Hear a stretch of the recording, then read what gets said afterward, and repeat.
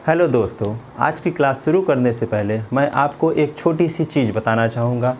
Thomas Alva Edison, जो कि एक प्रसिद्ध वैज्ञानिक थे, उन्होंने एक बार अपने यूरोप टूर पर एक बात कही थी कि सफलता प्राप्त करने के लिए 1% योगदान तो प्रतिभा का होता है, परंतु 99% योगदान आपके श्रम का होता है, यानी परिश्रम का होता है।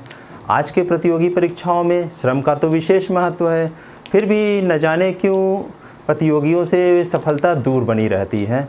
ठीक है, कारण क्या है? कारण यही हो सकता है कि बिना किसी युक्त समाधान के या फिर युक्त प्रक्रिया के हम श्रम में लगे रहते हैं, किसी तकनीक का सहारा नहीं लेते हैं। तो उसी तकनीक और क्रमबद्धता को लेकर मैं विवेक प्रयागराज से आपके समक्ष आपके अपने YouTube channel scholar study group में आया हूँ। और हम लोग जैसा कि बात कर रहे हैं अपने पुराने लेक्चरों में, पुराने वीडियो में, हमने अभी सिलेबस पर चर्चा कर रहे हैं। तो सिलेबस में हमने देखा है कि ज्योग्राफी का सिलेबस पे हमने चर्चा किया, भारतीय राज्य व्यवस्था के सिलेबस पर चर्चा किया। आज हम लोगों का विषय इतिहास है, तो इतिहास के विषय में हम लोग आज चर्चा करेंगे, जानेंगे कि इतिहास का भारत में क्या महत्व है, इतिहास का हमारे जीवन में क्या महत्व है, इतिहास हम किस प्रकार से पढ़ सकते हैं, किस प्रकार से इससे क्वेश्चन पुटअप होते हैं और किस प्रकार से इससे हमारे ज्ञान में वृद्धि और विस्तार हो सकता है। तो इतिहास जानने के पहले हम जाने कि इतिहास होता क्या है। तो यहाँ देखिए, इतिहास 3 शब्दों से बना हुआ है, जैसे इति, धन,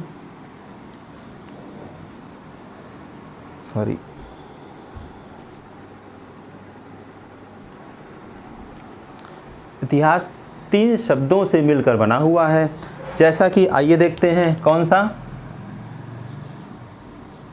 इति, धन, ह, धन, आस, आस। ठीक है, इसका मतलब है, इसका अगर संपूर्ण अर्थ निकाला जाए तो होता है ऐसा कुछ जो निश्चित रूप से हुआ हो। क्या कहेंगे इसको? ऐसा कुछ जो निश्चित रूप से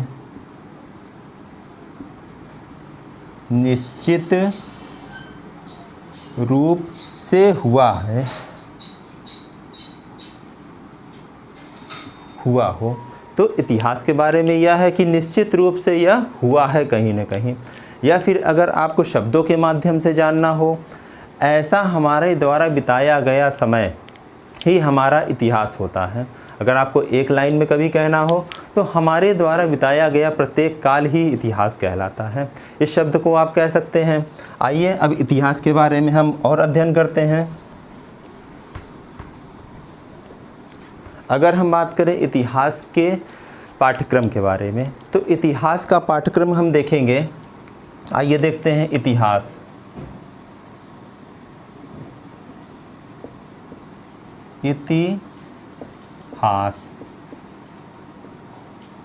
इतिहास को हम 3 भागों में बांट सकते हैं। हमें जो पढ़ना है, हमारा जो सिलेबस है, वह 3 भागों में बांटा जा सकता है। पहला कौन सा है? प्राचीन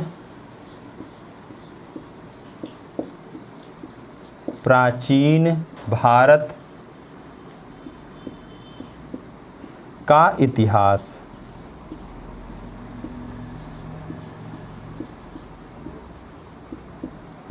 प्राचीन भारत का इतिहास। दूसरा जो है वह है मध्यकालीन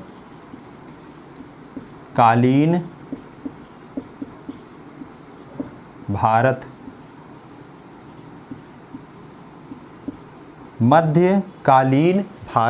और तीसरे नंबर पर जो है सबसे इम्पॉर्टेंट या सबसे महत्वपूर्ण कह सकते हैं,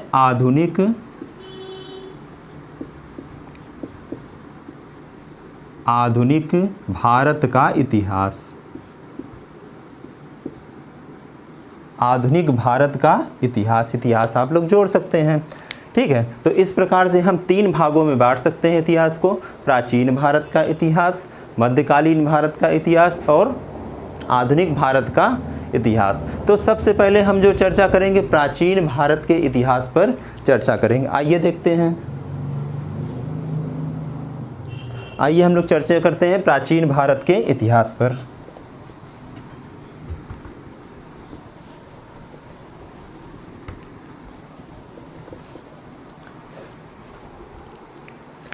देखिए प्राचीन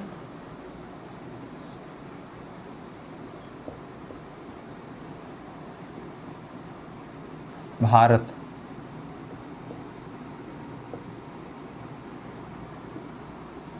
प्राचीन भारत का इतिहास हम जानेंगे। प्राचीन मतलब कि सबसे प्राचीन है, जहाँ से मानव जीवन की उत्पत्ति हुई, जहाँ से मानव ने शुरुआत किया। जन्म तो हम जानते हैं, जन्म के बाद कब उसका रहन सहन कैसा रहा, कब उसकी जीवनचर्या कैसी थी, दिनचर्या कैसी थी, इसके बारे में हम जानेंगे।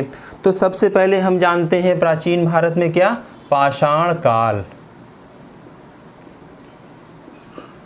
पाषाण काल,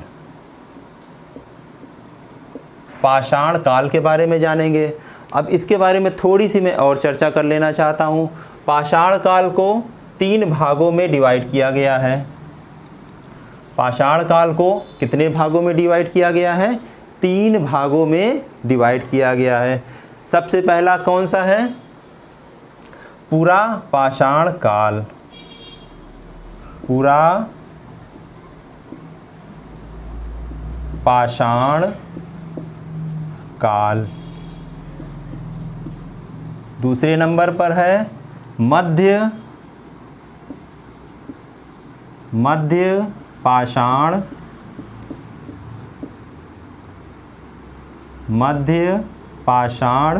काल। और तीसरे नंबर पर है नव पाषाण काल। नव पाषाण काल। पुरा पाषाण काल, मध्य पाषाण काल और नव पाषाण काल। यहीं पर हम देखते हैं पुरा पाषाण काल को भी 3 भागों में डिवाइड किया जाता है। पुरा पाषाण काल को भी 3 भागों में डिवाइड किया जाता है। ठीक है, इसको भी देख लेते हैं। पुरा पाषाण काल 3 भाग। पहला भाग क्या है, निम्न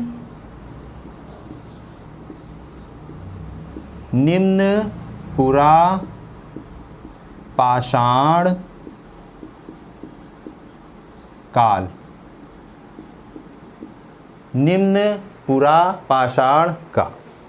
दूसरे नंबर पर है मध्य पुरा पाषाण काल। ठीक है, और तीसरे नंबर पर क्या होगा, उच्च पुरा पाषाण काल। तो यह तो शुरुआती डिफिनेशन हो गया हमारा पाषाण काल का। पाषाण काल 3 भागों में डिवाइड, पुरा पाषाण काल, मध्य पाषाण काल और नव पाषाण काल। फिर पुरा पाषाण काल 3 भागों में डिवाइड होता है, निम्न पुरा पाषाण काल, मध्य पुरा पाषाण काल और उच्च पुरा पाषाण काल। इसके अंतर्गत हम लोग जानेंगे तत्कालीन शुरुआती मानव की किस तरीके से जीवन अवस्था थी, किस तरह उनकी दिनचर्या थी, कब उन्होंने कृषि का प्रारंभ किया, कब उन्होंने पशुपालन का प्रारंभ किया, कब उन्होंने आग की खोज की, किस तरीके से उन्होंने हथियारों के द्वारा अपनी सुरक्षा की, पशुओं की सहायता से किस तरह उन्होंने कृषि की जानकारी ली और खेती को आगे बढ़ाया, कृषि को उन्होंने जाना और अपने जीवन को और उन्नत से उन्नत बनाया। ठीक है, तो इसके बारे में हम लोग डीपली अध्ययन करेंगे जैसा भी। उसके बाद आइए पाषाण काल के बाद अगला टॉपिक जो है उसको देखते हैं।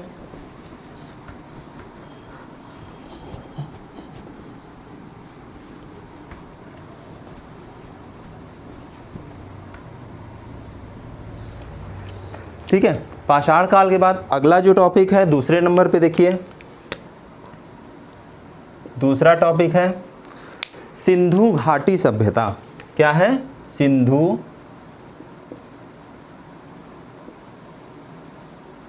घाटी सभ्यता। सिंधु घाटी सभ्यता, इसका एक अन्य नाम भी है, कोई मुझे बता सकता है? जिसे कहते हैं हड़प्पा सभ्यता। और इसको और भी कुछ कहा जा सकता है। अगर इसको हम कहें तो प्रथम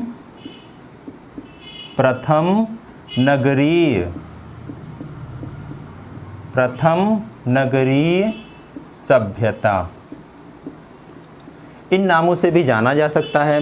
इसके अंतर्गत हम जानेंगे कि सिंधु घाटी सभ्यता कितने देशों में फैली हुई, इसका विस्तार क्या था, इसका क्षेत्रफल क्या था, इसमें कितने क्षेत्र मिले। क्योंकि यह ऐसा समय था जब लिखित साक्ष्य तो प्राप्त हुए, परंतु वर्तमान समय तक इसको अभी पढ़ा नहीं जा सका है।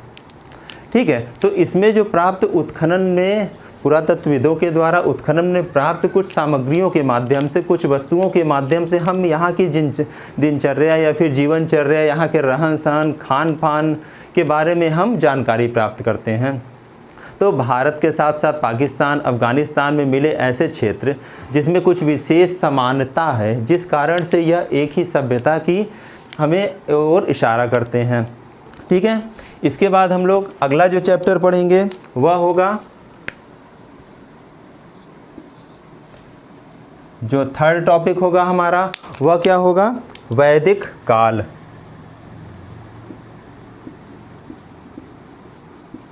वैदिक काल,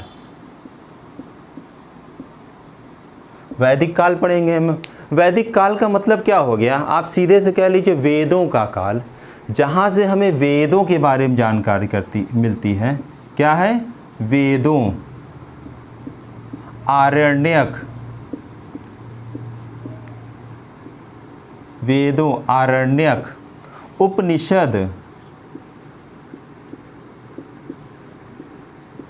उपनिषद, ब्राह्मण ग्रंथ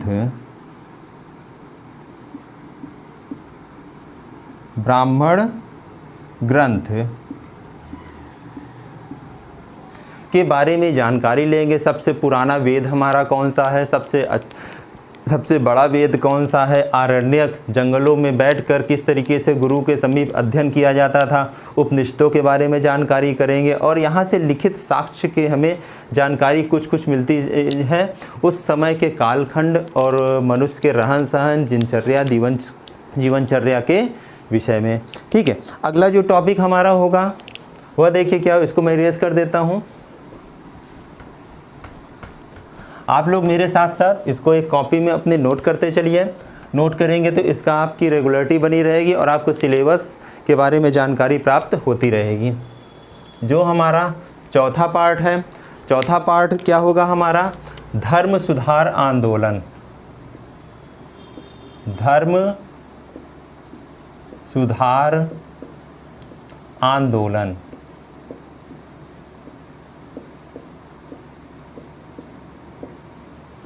धर्म सुधार आंदोलन के अंतर्गत क्या होगा, आइए जानते हैं। धर्म सुधार आंदोलन में हमें देखना है बौद्ध धर्म,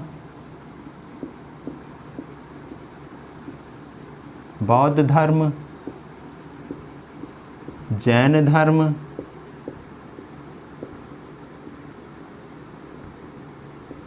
बौद्ध धर्म, जैन धर्म, शैव धर्म,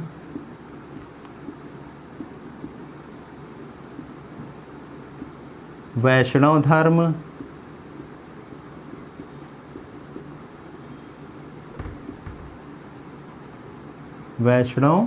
धर्म, इनके बारे में हम जानकारी प्राप्त करेंगे। इसी छठी शताब्दी, यह कब हुआ था? छठी शताब्दी, 6th शताब्दी, छठी शताब्दी ईसा पूर्व, छठी शताब्दी ईसा पूर्व का सामाजिक धार्मिक सुधार आंदोलन भी इसको कहा जाता है। और इसे ही एक अन्य नाम से भी जाना जाता है, इसे जाना जाता है द्वितीय द्वितीय नगरीय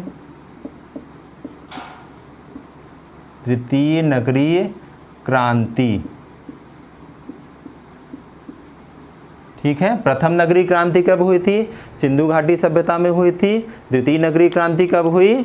अभी 6ठी शताब्दी ईसा पूर्व सामाजिक धार्मिक सुधार आंदोलन के समय। देखिए, इसके पश्चात हम लोग पढ़ेंगे 16 महाजनपद, या फिर कह सकते हैं महाजनपदों का काल। यह कौन सा नंबर होगा? पांचवा टॉपिक हम लोग पढ़ेंगे महाजनपद का काल। महाजनपदों का काल। इसके अंतर्गत हम लोग 16 महाजनपदों के बारे में पढ़ेंगे। 16 महाजनपद के बारे में हम लोग अध्ययन करेंगे। 16 महाजनपद में कौन कौन से जनपद महत्वपूर्ण थे, कौन जनपद सबसे शक्तिशाली था, कौन जनपद किस जनपद की सीमा से मिलता। हम लोग देखेंगे कि यह 16 महाजनपद में कौन कौन से राजतंत्र थे और कौन कौन से गणतंत्र थे, इस पर भी हम लोग अध्ययन करेंगे। इसी के पश्चात इसी के समय कुछ राजतंत्रों ने अपने आप को उदय घोषित कर लिया था। ठीक है, अपने को स्वतंत्र घोषित कर लिया था, जिसमें हम कुछ राजतंत्रों के बारे में पढ़ेंगे, जिसमें कि प्रमुख थे कौन कौन से। देखिए, हर्यक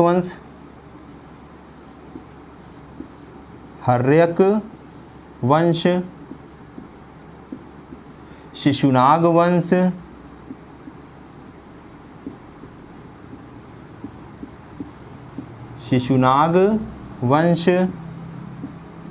और नंद वंश।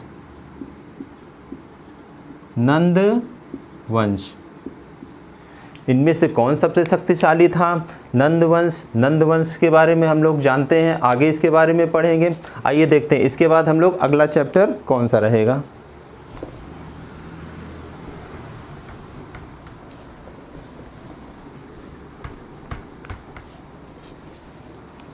अगला हम लोग जो छठा टॉपिक पढ़ेंगे वह होगा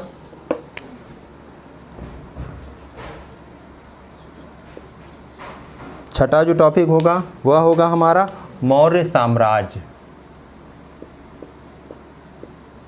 मौर्य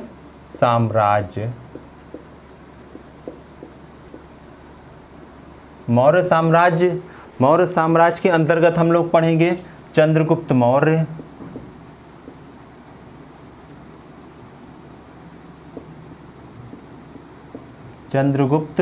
मौर्य, सम्राट अशोक,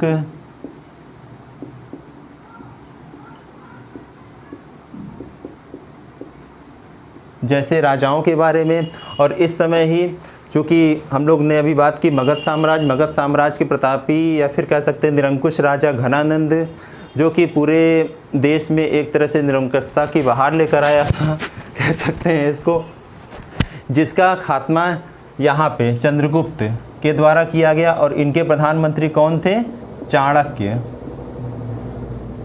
चाणक्य, या फिर इनका अन्य नाम क्या है? कौटिल्य। इनको अन्य नाम से क्या जानता है? विष्णुगुप्त।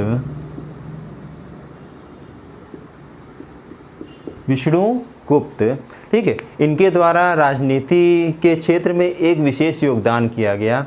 इनके द्वारा लिखी गई अर्थशास्त्र, जो कि एक राजनीतिक पुस्तक है, इसके बारे में इस समय की राजनीतिक पहुंच पूरे भारत में चारों ओर फैल गई थी। और चंद्रगुप्त मौर्य इस समय एक प्रथम हिंदू प्रतापी राजा भारत के एक छत्र शासन को स्थापित किया था। सम्राट अशोक के बारे में पढ़ेंगे, इनके हम कलिंग युद्ध के बारे में विशेष रूप से अध्ययन करेंगे। ठीक है, इसके बाद अगले देखिए, अगला जो हमारा टॉपिक रहेगा 7वें नंबर पे, वह क्या है? मौर्योत्तर। कौन सा? मौर्योत्तर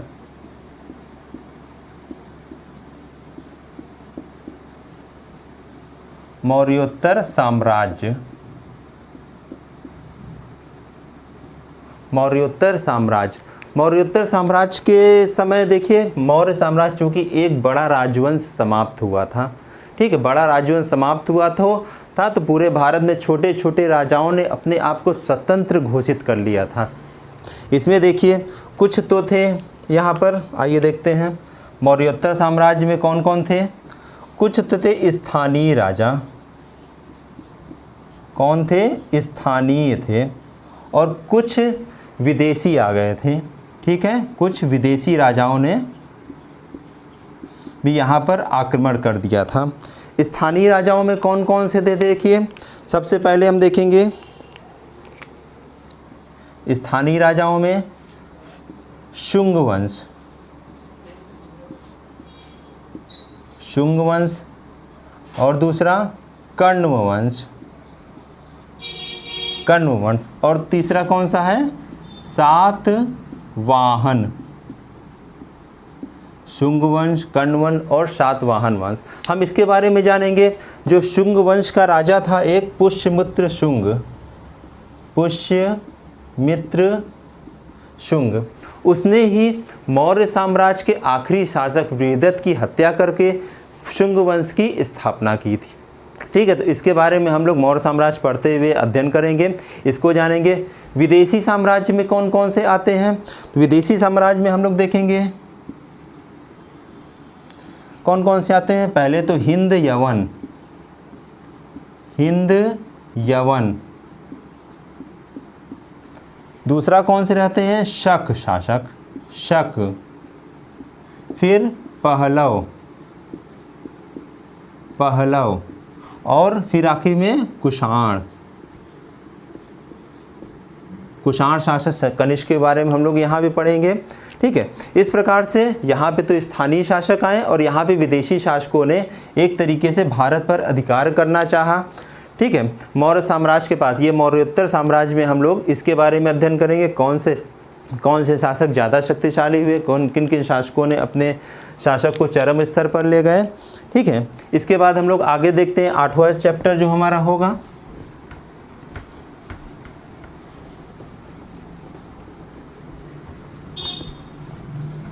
जो हमारा 8वां चैप्टर होगा वह होगा प्रमुख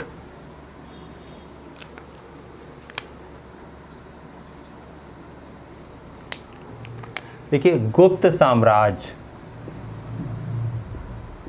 गुप्त साम्राज्य, गुप्त साम्राज्य। गुप्त साम्राज्य को और किस नाम से जाना जाता है? इसे भारत का स्वर्ण युग कहा जाता है, भारत का स्वर्ण युग। एक अन्य नाम से भी इसे जाना जाता है भारत का पेरिक्लीन युग, पेरिक्लीन युग। ठीक है, इसमें हम लोग जो महत्वपूर्ण शासकों के बारे में पढ़ेंगे वह हो गया चंद्रगुप्त प्रथम, चंद्रगुप्त प्रथम, उसके बाद समुद्रगुप्त,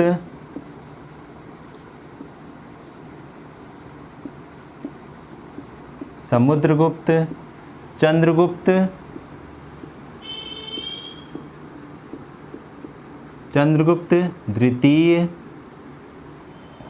कुमारगुप्त,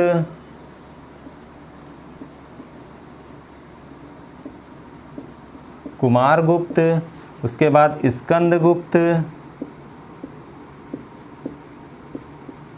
स्कंदगुप्त।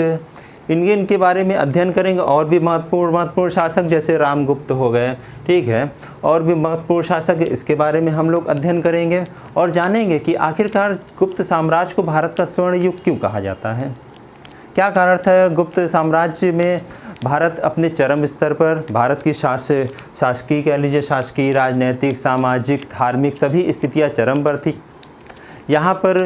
यहाँ पर लेखन सामग्री का भी विकास हुआ काफ़ी स्तर पर। यहाँ पर अच्छे अच्छे विशेषज्ञ थे जिन्होंने अपनी लेखन सामग्री से भारत के स्वर्णिम अतीत को लिखा है।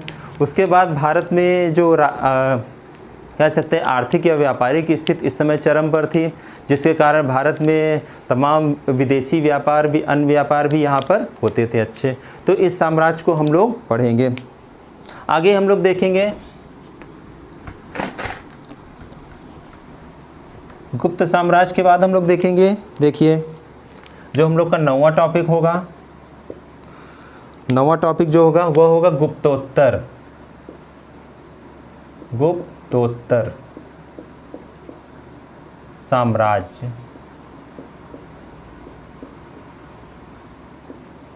गुप्तोत्तर साम्राज्य यानी जैसा कि मौर्य साम्राज्य के पश्चात हुआ था कि मौर्य साम्राज्य की शासन पतन के बाद कई छोटे छोटे राज्यों ने वहाँ पर अपने शासन को स्वतंत्र घोषित कर लिया था, उसी प्रकार गुप्त साम्राज्य एक बड़ा राज्य, बड़ा एक छत्र राज्य स्थापित किया था, जिसके पतन के बाद छोटे छोटे कई राज्यों ने अपने आप को स्वतंत्र घोषित कर लिया था।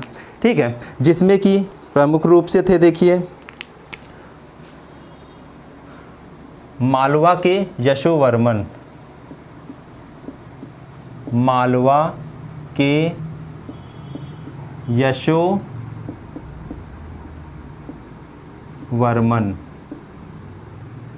ठीक है, पहला जो प्रमुख थे मालवा के यशोवर्मन, दूसरे थे वल्लभी।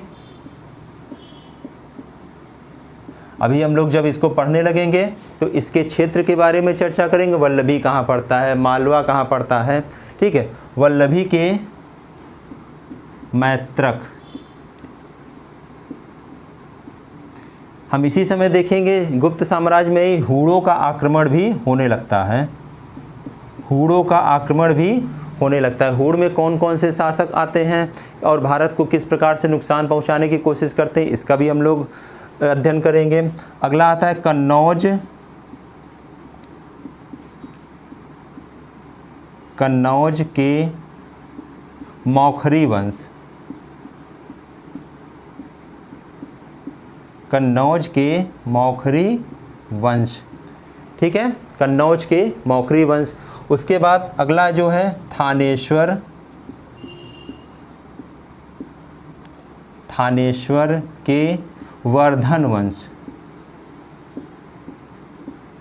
थानेश्वर के वर्धन वंश, जिसका प्रमुख शासक हम जानते हैं हर्षवर्धन। हर्षवर्धन के बारे में हर प्रतियोगी परीक्षाओं में कुछ न कुछ क्वेश्चन आ ही जाता है, तो वर्धन वंश में हम यहाँ पर पढ़ेंगे, जो कि गुप्त साम्राज्य के पश्चात थे। ठीक है, इसको हम लोग पढ़ेंगे। फिर इसके बाद हमारा अगला टॉपिक जो रहेगा, गुप्तोत्तर साम्राज्य के बाद हमारा जो अगला टॉपिक रहेगा वो रहेगा, आइए देखें 10 नंबर पर, 10 नंबर पर जो टॉपिक रहेगा राजपूत वंश, राजपूत वंश। इसमें हम लोग पढ़ेंगे राजपूतों की उत्पत्ति के बारे में, क्या क्या बातें कही गई हैं, किस प्रकार से राजपूतों की उत्पत्ति हुई, कहाँ से हुई, यज्ञ के माध्यम से हुई या किस, हर प्रकार के इतिहासकार ने अपने अलग अलग तथ्य रखे हैं। ठीक है, तो राजपूतों में कौन कौन से आते हैं प्रमुख, देखिए प्रतिहार,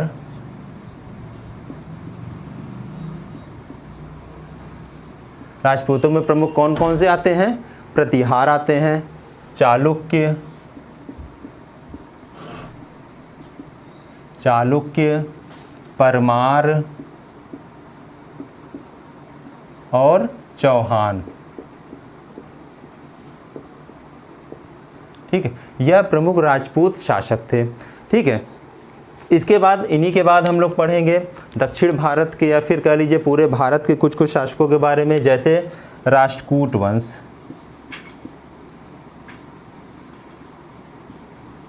राष्ट्रकूट वंश के बारे में पढ़ेंगे, पाल वंश,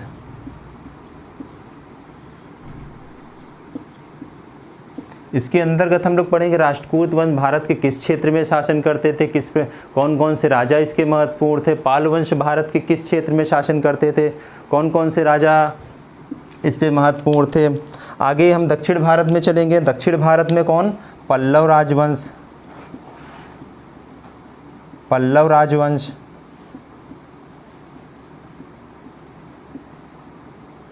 चोल राजवंश,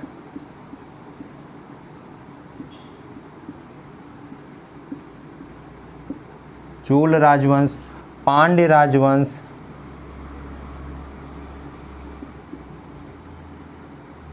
पांड्य राजवंश।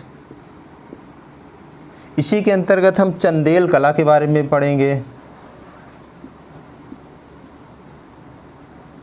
चंदेल कला के बारे में पढ़ेंगे। चंदेलकालीन मंदिर किस किस प्रकार से कहाँ कहाँ पर स्थापित है। ठीक, उत्तर भारत के मंदिर, दक्षिण भारत के मंदिरों के बारे में भी हम अध्ययन करेंगे। यहीं पर हम जो राष्ट्रकूट वंश, पाल वंश और पतिवार वंश, इनके बीच में हुए त्रिकोणीय संघर्ष, त्रिकोणीय संघर्ष के विषय में भी अध्ययन करेंगे, जानेंगे त्रिकोणीय संघर्ष में किसकी विजय हुई थी, किस किस शासकों ने, आखिरकार कारण क्या था त्रिकोणीय संघर्ष से, या किस राज्य को अधिकार करने के लिए यह संघर्ष हुआ था। तो इन सब की जानकारी हम लोग इतिहास के माध्यम से करेंगे। यहाँ तक हमारा प्राचीन इतिहास का सिलेबस है। ठीक है, इसके बाद हम लोग जो आगे देखेंगे वह मध्यकालीन भारत के इतिहास का सिलेबस रहेगा। आपको यह वीडियो कैसा लगा ज़रूर लाइक, कमेंट और सब्सक्राइब करें, अपने मित्रों को भी भेजें और जिनसे कि उनको तैयारी का और बेहतर माध्यम प्राप्त हो सके। ठीक है, धन्यवाद।